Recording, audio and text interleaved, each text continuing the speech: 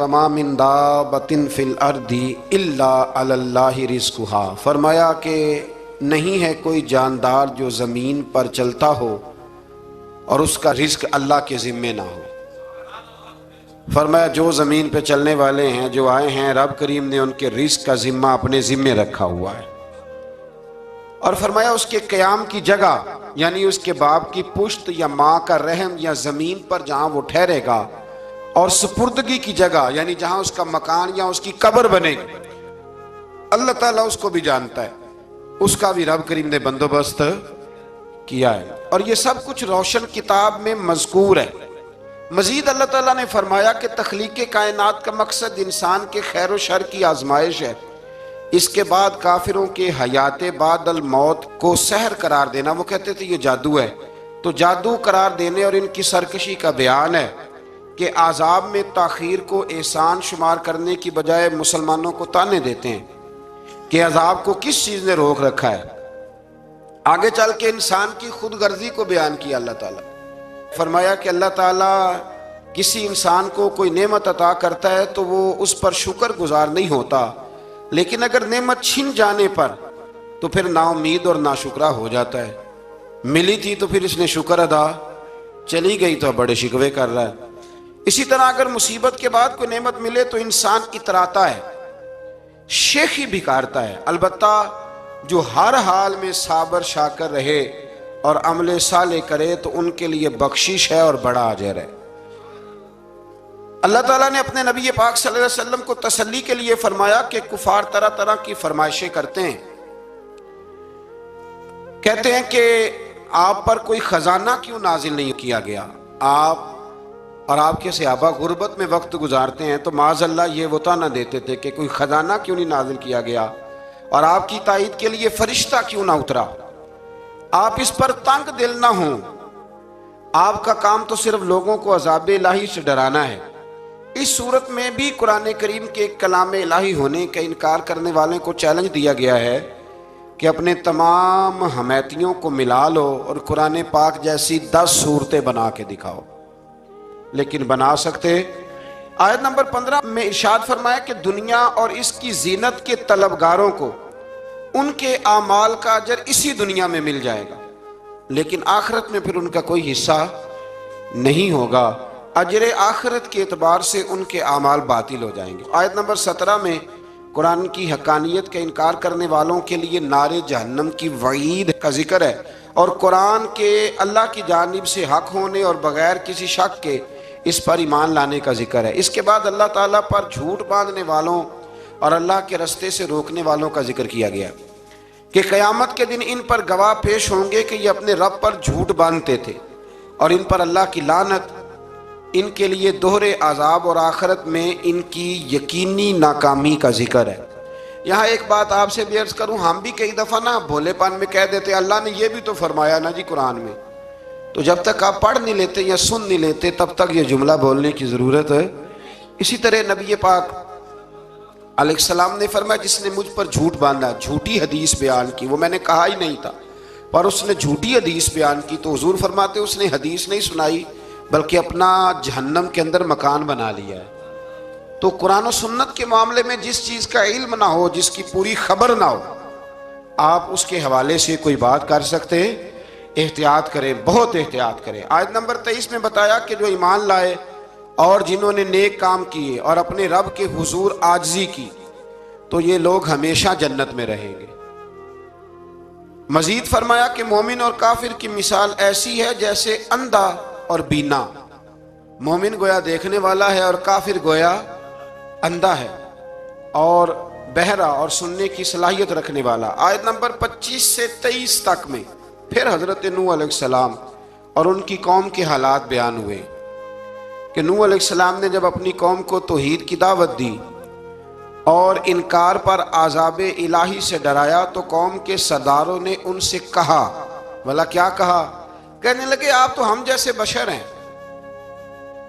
تو ہماری طرح ہی ہیں آپ، اور آپ کے پیروکار پسماندہ یعنی غریب لوگ ہیں اور کم عقل لوگ ہیں، ہماری رائے میں آپ کو معاذ اللہ ہم پر کوئی فضیلت حاصل نہیں، بلکہ معاذ اللہ ثم معاذ اللہ۔ کہنے لگے آپ تو جھوٹے ہیں، اللہ کے نبی کو کہہ رہے ہیں۔ معاذ اللہ، استغفر اللہ۔ نوح علیہ السلام نے جواب دیا کہ میں اپنے رب کی جانب سے واضح دلیل رکھتا ہوں اور اس نے مجھے رحمت سے نوازا ہے، لیکن تم میرے مقام کو سمجھنے کی صلاحیت نہیں رکھتے، تم اتنی صلاحیت رکھتے نہیں ہو۔ اور پھر ارشاد فرمایا کہ میں تم سے دعوت حق کے صلے میں کسی اجر کا طلبگار نہیں ہوں، اور نہ ہی میں اہل ایمان کو اپنے پاس سے دھتکارنے والا ہوں، اور میں نے یہ دعویٰ بھی نہیں کیا کہ میرے پاس اللہ کے خزانے ہیں، اور نہ میں از خود غیب جاننے والا ہوں، اور نہ ہی میں یہ کہتا ہوں کہ میں فرشتہ ہوں، نہ میں یہ کہتا ہوں کہ جن لوگوں کو تم اپنی نظروں میں حقیر جانتے ہو اللہ انہیں خیر سے نہیں نوازے گا۔ فرمایا یہ ٹھیک ہے کہ اللہ بشروں میں سے رسول بناتا ہے، پر جسے بناتا ہے پھر اسے بڑی شانیں عطا فرماتا ہے۔ پہلے دن سے انسان کا یہ مسئلہ ہے، پہلے دن سے انسان کا یہ مسئلہ ہے کہ وہ کہتا ہے میں انسان سے ہدایت حاصل کروں، لیکن رب نے بھی قانون بنایا ہے کہ اللہ تبارک و تعالیٰ بندے پر ہی وحی فرماتا ہے، فرشتوں اور جنوں کو اللہ نے اس منصب کے لیے منتخب نہیں فرمایا۔ قوم نوح نے کہا کہ آپ نے ہم سے بہت بحث کی معاذ اللہ، پس جس عذاب سے آپ ہمیں ڈرا رہے ہیں وہ لے آئیے۔ تو نوح علیہ السلام نے کہا کہ اللہ چاہے گا تو تم پر عذاب بھی آ جائے گا۔ آیت نمبر 37 سے 47 میں بتایا کہ اللہ تعالیٰ کی طرف سے نوح علیہ السلام کو حکم ہوا کہ ہماری نگرانی میں اور ہماری وحی کے مطابق آپ کشتی بنائیے، اور ظالموں کے بارے میں ہم سے کوئی بات نہ کریں۔ حضرت نوح کی خواہش تھی کہ یا اللہ انہیں بھی معاف کر دے، فرمایا یہ ظالم ہے تو میرے نبی ان کے بارے میں مجھ سے کوئی بات نہ کریں، وہ ضرور غرق ہو جائیں گے۔ پھر وہ کشتی بنانے لگے، اور جب ان کی قوم کے سردار ان کے پاس سے گزرتے تو ان کا مذاق اڑاتے۔ یہ آپ کیا کر رہے ہیں؟ آج بھی وزیر مشیر بڑے بڑے لوگ اللہ ماشاءاللہ دینداروں کا مذاق اڑاتے نہیں؟ اڑاتے ہیں کہ نہیں اڑاتے مذاق؟ یہ کن کا طریقہ ہے؟ یہ تو قرآن مجید کہہ رہا ہے کہ حضرت نوح کی قوم جو کافر تھی ان کا طریقہ ہے اہل ایمان کا مذاق اڑانا۔ تو وہ مذاق اڑانے لگے۔ نوح علیہ السلام نے کہا کہ وہ وقت آنے والا ہے کہ جب تمہارا مذاق اڑایا جائے گا اور تمہیں پتہ چل جائے گا کہ رسوا کن عذاب کس پر آئے گا۔ اللہ تعالیٰ نے فرمایا جب ہمارا حکم عذاب آ پہنچا اور تندور ابلنے لگا، تندور سے آگ نکلا کرتی ہے، پانی نہیں نکلا کرتا، اور نوح علیہ السلام کی قوم پر جب عذاب آیا تو پانی تندور سے نکلا، تندور سے اللہ نے پانی نکالا، جہاں سے پانی نکلا نہیں کرتا، تندور ابلنے لگا۔ اللہ اکبر۔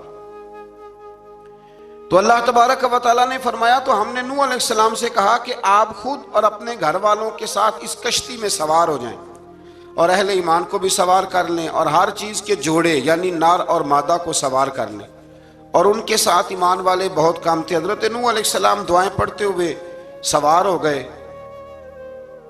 پھر کیا ہوا؟ کشتی انہیں پہاڑوں جیسی موجوں میں لے جا رہی تھی کہ نوح علیہ السلام الگ کھڑے ہوئے اپنے بیٹے سے فرمانے لگے اے بیٹے ہمارے ساتھ کشتی میں سوار ہو جا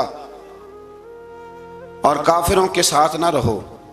اس نے یعنی نوح علیہ السلام کے بیٹے نے کہا کہ میں آپ کے ساتھ نہیں بیٹھوں گا، ابھی کوئی پہاڑ آئے گا تو میں پہاڑ کی پناہ لے لوں گا۔ اگر کسی نیک آدمی کا بیٹا کبھی غلط نکل آئے تو اس کا مطلب یہ نہیں کہ اس نے تربیت ٹھیک نہیں کی، ہاں یہ اعتراض چھوڑ دیں، اس لیے کہ نوح علیہ السلام کا بیٹا کافر ہو گیا۔ اور جب سیلاب نظر آیا تو اس سے کہا کہ آجا سوار ہو جا، تو کہنے لگا میں نہیں بیٹھوں گا، میں تو کسی پہاڑ کی پناہ لے لوں گا اور میں اس کے اندر چھپ جاؤں گا اور وہ پہاڑ مجھے پانی سے بچا لے گا۔ نوح علیہ السلام نے کہا آج اللہ کے حکم کے سوا کوئی بچانے والا نہیں ہے سوائے اس کے جس پر اللہ رحم فرمائے۔ پھر ان دونوں کے درمیان موج حائل ہو گئی، ایسے ایک موج اٹھی اور حضرت نوح کا بیٹا ڈوب گیا۔ اور جب حضرت نوح کا بیٹا ڈوبا اللہ کی طرف سے حکم ہوا اے زمین اپنا پانی نگل لے، اے آسمان تھم جا، پانی خوش ہو گیا، اللہ کا فیصلہ نافذ ہو گیا اور کشتی کوہ جودی پر ٹھہر گئی۔ نوح علیہ السلام نے اللہ سے التجا کی کیا میرے پروردگار میرا بیٹا اور میرے اہل سے ہے اور تیرا وعدہ سچا ہے کہ تم میرے اہل کو بچا لے گا۔ اللہ نے فرمایا نوح وہ آپ کے اہل میں سے ہے ہی نہیں، وہ آپ کے اہل میں سے ہے ہی نہیں۔ اہل میں سے وہ ہوگا جو آپ کے طریقے پہ چلے گا، جو طریقے پہ نہ چلے وہ نسل میں سے ہے ہی نہیں، وہ ختم ہو گئی بات۔ اللہ اکبر۔ اس کے اعمال ٹھیک نہیں، جس بات کی حقیقت کا آپ کو معلوم نہ ہو اس کے بارے میں سوال نہ کریں۔ تو نوح علیہ السلام نے اللہ تعالیٰ سے اپنی اس اجتہادی خطا پر مغفرت اور رحم کی دعا کی۔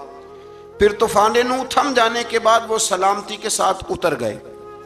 اجتہادی خطا، میں نے ایک لفظ بولا ہے، یہ اجتہادی خطا کا مطلب یہ ہے کہ بعض اوقات انبیاء سے ایسی باتیں سرزد ہو جاتی ہیں کہ جو تعلیم امت کے لیے ضروری ہوتی ہیں، تاکہ لوگوں کو پتہ چل جائے کہ اللہ کی بارگاہ میں توبہ کیسے کرنی ہے۔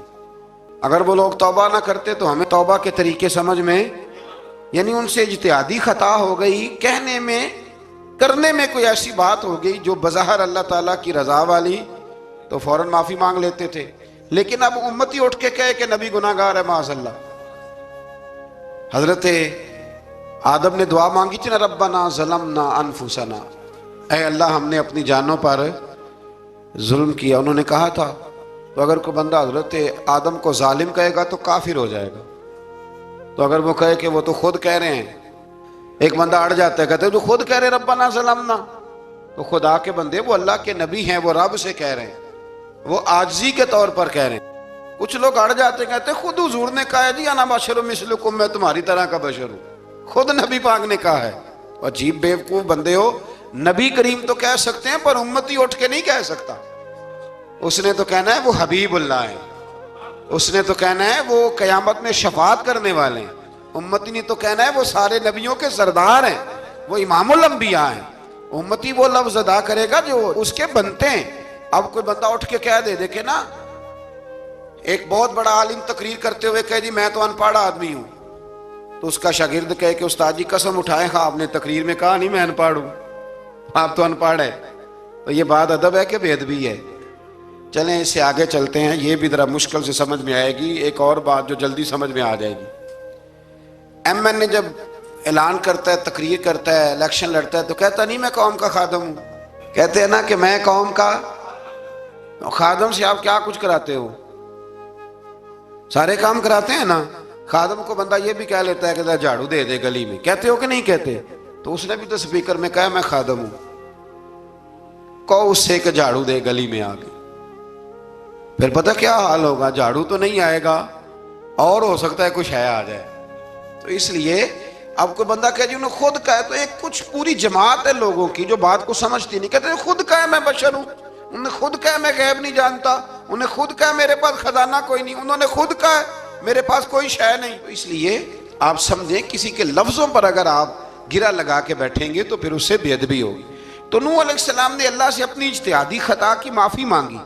اب حضرت نوح کو کوئی خطا کار کہے گا تو بہت بڑا مجرم بن جائے گا، اس لیے کہ وہ اللہ کے نبی ہیں۔ آیت نمبر 50 میں قوم عاد کا ذکر ہے، اور ان کی طرف دعوت توحید دینے کے لیے اللہ تعالیٰ نے حضرت ہود علیہ السلام کو بھیجا۔ ہود علیہ السلام نے قوم سے کہا کہ میں تم سے کسی چیز کا اجر طلب نہیں کروں گا، میرا اجر میرے اللہ کی بارگاہ میں ہے، پس تم اپنے رب سے بخشش مانگو، پھر اس کی بارگاہ میں توبہ کرو، اللہ تعالیٰ تم پر موسلا دار بارش برسائے گا اور تمہاری قوت میں اضافہ فرمائے گا۔ قوم عاد نے دعوت حق کو رد کیا اور ایمان نہ لائے، بلکہ ہود علیہ السلام پر طنز کیا۔ وہ کہنے لگے کہ ہمارے تو معبودوں نے، ہمارے بتوں نے معاذ اللہ آپ کو پاگل بنا دیا ہے، آپ کو مجنون بنا دیا ہے، الٹا حضرت ہود کو کہنے لگے، اس لیے آپ ایسی باتیں کرتے ہیں۔ ہود علیہ السلام نے کہا میں اللہ کو گواہ بناتا ہوں اور تم بھی گواہ رہنا کہ میں تمہارے شرک سے بری ہوں، اور میں اللہ پر توکل کرتا ہوں، اور میں نے رسالت کا حق ادا کر دیا ہے۔ آیت نمبر 58 میں اللہ تعالیٰ نے فرمایا جب ہمارے عذاب کا وقت آ گیا تو ہم نے اپنی رحمت سے ہود اور ان کے ساتھ مومنوں کو نجات عطا کی۔ قوم عاد نے اللہ کی نشانیاں اور رسولوں کو جھٹلایا اور دنیا اور آخرت میں لعنت کے حقدار ہوئے۔ آیت نمبر 61 میں پھر سے حضرت صالح علیہ السلام اور ان کی قوم سمود کے حالات کو بیان کیا گیا ہے۔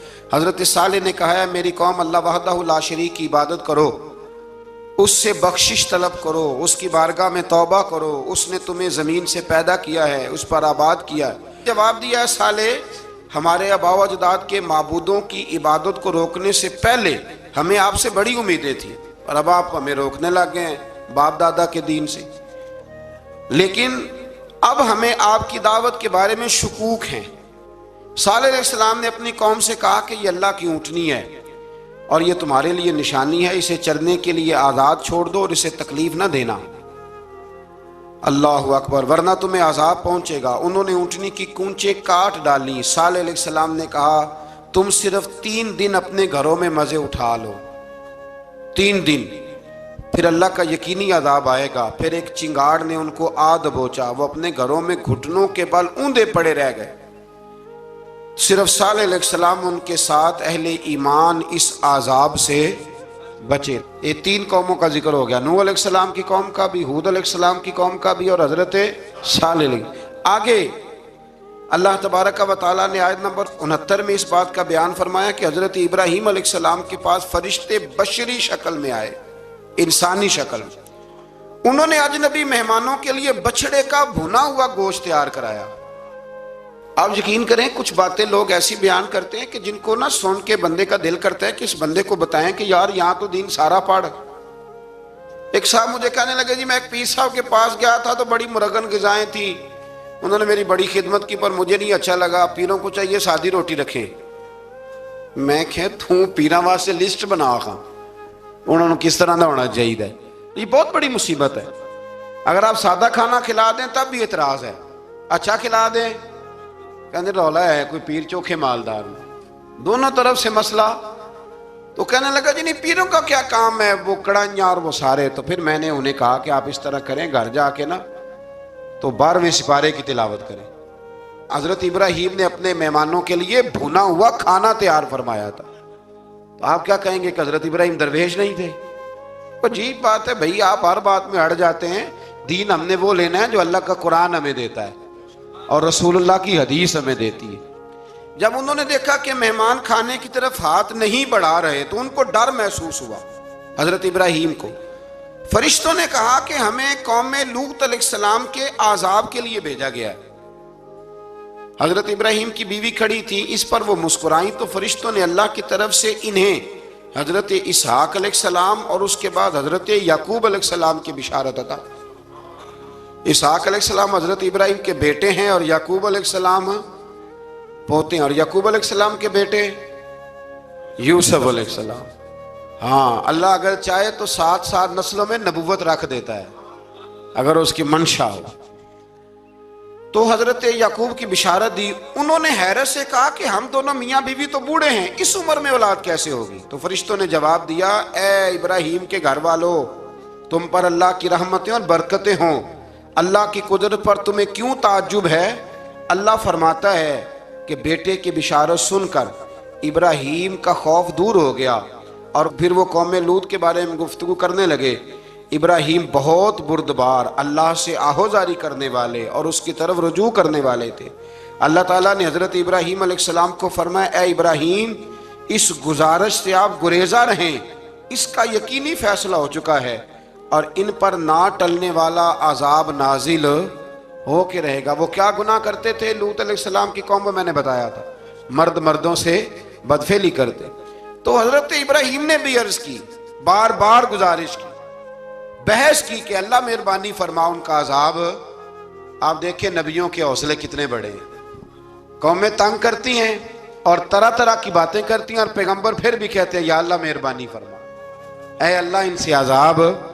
آیت نمبر 77 میں حضرت لوط علیہ السلام کی قوم کی بدعمالیوں اور لوط علیہ السلام کے اپنی قوم کو بدعمالیوں کے باعث فرشتوں کی آمد، قوم کے بدعمال لوگوں کے دوڑ کر آنے اور حضرت لوط کو ان کے سمجھانے اور ان کے انکار پر مضطرب ہونے کا ذکر ہے، جس پر فرشتوں نے حضرت لوط کو تسلی دی کہ آپ فکر نہ کریں، ہم آپ کے رب کے فرشتے ہیں، یہ آپ اور ہم تک نہیں پہنچ سکیں گے۔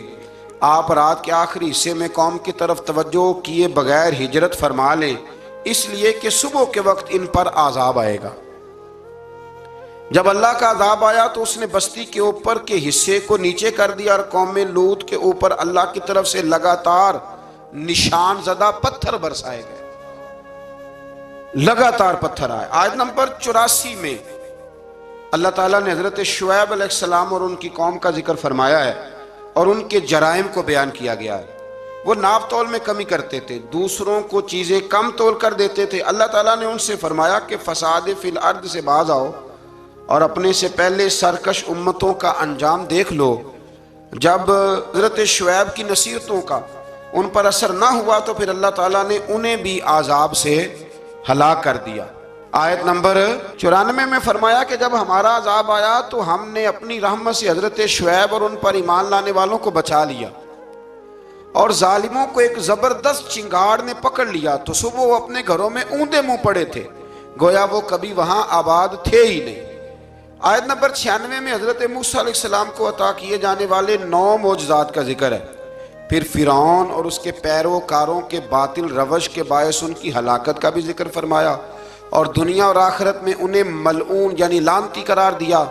جن بستیوں کو اللہ تعالیٰ نے ہلاک کیا ان میں سے بعض کے آثار موجود ہیں اور بعض کے آثار تک معدوم ہو چکے۔ ان میں سے ہر بستی والے اپنے ظلم کے باعث ہی ہلاک ہوئے۔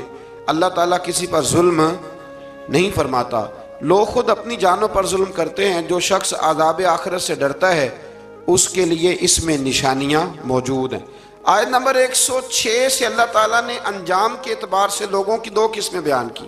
2 قسمیں فرمایا، ایک ہیں سعادت مند لوگ اور دوسرے ہیں بدبخت۔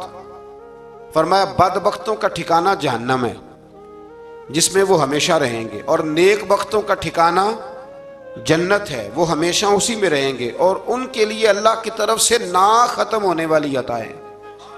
آیت نمبر 110 میں حضور صلی اللہ علیہ وسلم کو تسلی دی گئی کہ جس طرح یہ لوگ قرآن کے بارے میں اختلاف کرتے ہیں، اسی طرح قوم موسیٰ نے تورات کے بارے میں بھی اختلاف کیا تھا، اور اللہ نے ان کے اعمال کا پورا بدلہ انہیں دیا۔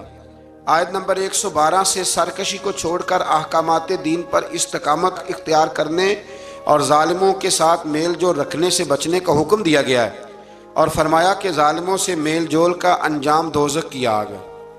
ہم لوگ نہ شکوہ کرتے ہیں، کسی حکومت کو بنے ہوئے 6 مہینے گزرتے ہیں تو شکوہ شروع ہو جاتا ہے، حالانکہ وہ خود تو نہیں نہ بنتے، ان کو کوئی بنانے والا ہے۔ تو ظالم کا جو مددگار ہوتا ہے وہ بھی ظالم ہوتا ہے، اس لیے احتیاط کریں۔ اور یہ صرف سیاستدانوں کی بات نہیں، دنیا کے ہر معاملے میں آپ غور کریں کہ آپ کسی ظالم کے مددگار تو نہیں۔ اللہ تعالی ہمیں حق پر استقامت عطا فرمائے۔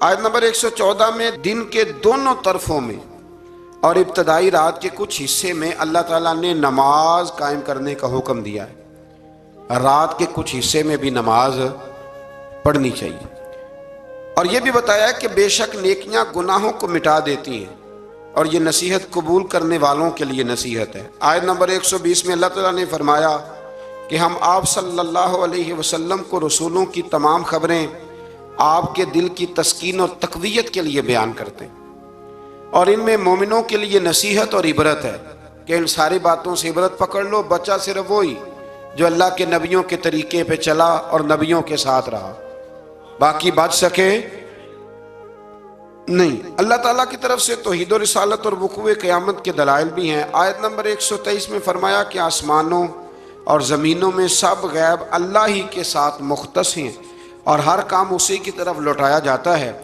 آپ اسی کی عبادت کیجئے، اسی پر توکل کیجئے، اور آپ کا رب لوگوں کے اعمال سے غافل نہیں ہے۔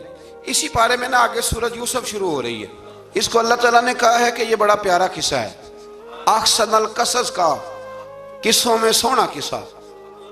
تو یہ کچھ 12ویں پارے میں اور کچھ 13ویں پارے میں ہے۔ میں نے یہ ارادہ کیا ہے کہ یہ ایک ہی دن پوری بیان کی جائے، وہ آدھا معاملہ ہو جائے گا نا تو کچھ تھوڑا سا نا ربط۔ میں چاہتا ہوں کہ قرآن میں تو ربط ہے، لیکن ہم جب بیان کریں گے تو شاید ہماری گفتگو میں ربط۔